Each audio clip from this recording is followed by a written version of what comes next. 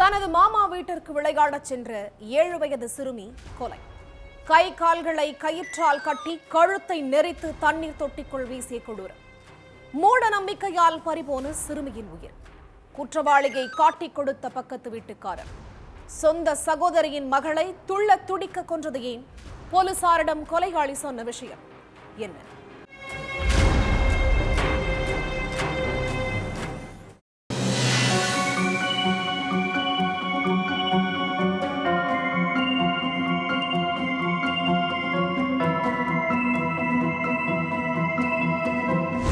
பக்கத்துல உள்ள அத்தை வீட்டுக்கு விளையாட போன 7 வயசு சிறுமி ரொம்ப நேரமாகியும் வீட்டுக்கு வரல.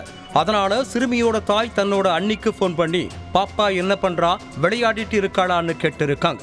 அப்போ பாப்பா இங்க வரவே இல்லையேன்னு அவங்களோட அண்ணி சொல்லி இருக்காங்க. அதுக்கப்புறம் தான் சிறுமி காணாம போன விஷயமே பெத்தவங்களுக்கு தெரிஞ்சிருக்கு. தெலுங்கானா மாநிலம் ஹைதராபாத் சந்தோஷ் நகர்ல உள்ள ஒரு அடுக்குமாடி குடியிருப்புல வசிச்சுட்டு வர்ற ஷபானா பேகத்தோட மகள் தான் 7 வயசான சுமையா.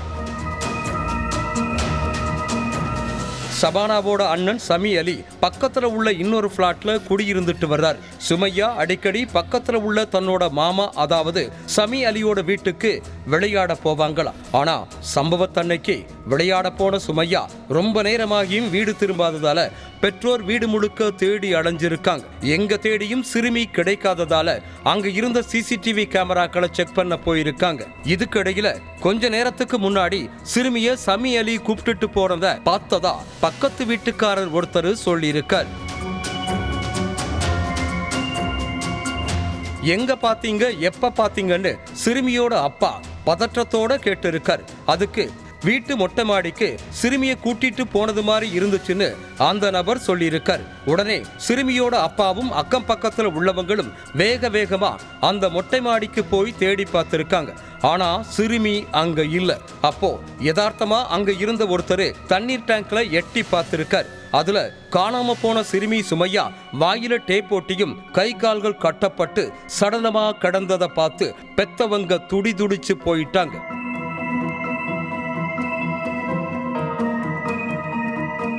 ஏழு வயசு சிறுமி சுமையா தான் ஒட்டுமொத்த குடும்பத்துக்கே செல்ல பிள்ளையா. சிறுமியோட அப்பா அம்மா மட்டுமில்ல, தாத்தா பாட்டி பெரியம்மா பெரியப்பா சித்தி சித்தப்பான்னு மொத்த குடும்பமும் சுமையாவை தலையில தூக்கி வச்சு கொண்டாடுவாங்களாம். இதுக்கு முன்னாடி சமி அலியோட மகள் தான் குடும்பத்துக்கே செல்ல பிள்ளை. ஆனா சுமையா பிறந்ததுக்கு அப்புறம் சொந்தக்காரங்களோட அன்பும் பாசமும் முழுக்க அவங்களுக்கு போயிருக்கு. தன்னோட மகளை யாருமே கண்டுக்க மாட்டேங்கிறாங்கன்னு நினைச்சு மனசுக்குள்ளேயே வெம்பிட்டு இருந்திருக்காரு சமி அலி. இதுக்கு நடுவுல அவரோட மகளுக்கு திடீர்னு உடல்நலம் பாதிக்கப்பட்டு உயிரிழந்துட்டாங்க. மகள் உயிரிழந்ததை தாங்கிக்க முடியாம கணவன் மனைவி வேதனையில இருந்திருக்காங்க. இந்த வேதனையும் கோபமும் தான் கொலையில போய் முடிஞ்சிருக்கு. ஏன்னா ஷபானா தான் குடும்பத்துக்கு மாந்திரீகம் பண்ணி தன்னோட மகளை கொன்னுட்டதா சமி அலியும் அவங்களோட மனைவியும் தீர்க்கமா நம்பியிருக்காங்க. அதோட ஜோசியக்காரர் ஒருத்தர் உங்களுக்கு நெருக்கமான சொந்தக்காரங்க யாரோ தான் செய்வினை பண்ணிட்டாங்க, அதனாலதான் உங்க பொண்ணு உயிரிழந்துட்டான்னு சொல்லவே இந்த மாந்திரீகத்துக்கு ஷபானா தான் காரணம்னு தங்கச்சி மேல கோபமா இருந்திருக்காரு சமி அலி. தன்னோட மகள் உயிரிழந்ததற்கு ஷபானா பண்ண மாந்திரிகம் தான் காரணங்கிறது இன்னொரு பக்கம்னு கொலை வெறியில இருந்த சமீம் அலி சொந்த தங்கச்சி ஷபானா பேகத்தை பழி வாங்கிறதுக்காக அவங்களோட 7 வயசு மகள் சுமையாவை கொலை செய்ய திட்டம் போட்டிருக்கான். சுமையா வழக்கம் போல மதனப்பேட்டையில உள்ள சமி அலி வீட்டுக்கு விளையாட போயிருக்காங்க. அன்னைக்கு சாயங்காலம் வீட்டு வாசல்ல விளையாடிட்டு இருந்த சிறுமி கிட்ட சமி அலி சுமையாவை மாடியில விளையாடலாம்னு கூப்பிட்டுட்டு போய் வாயில டேப்பை ஒட்டி கை கால்களை கயிறால கட்டி கழுத்தை நெரிச்சு கொண்டிருக்கான். இந்த கொடூர சம்பவத்துக்கு சமி அலியோட மனைவியும் பக்கபலமா இருந்திருக்காங்க.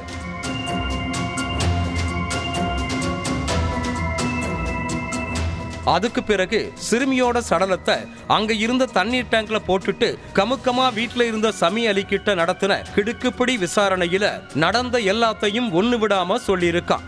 அடுத்து மர்டர் கேஸ் ஃபைல் பண்ண போலீஸ் சமி அலியையும் அவங்க மனைவியையும் அரெஸ்ட் பண்ணி சிறையில் அடைச்சிட்டாங்க.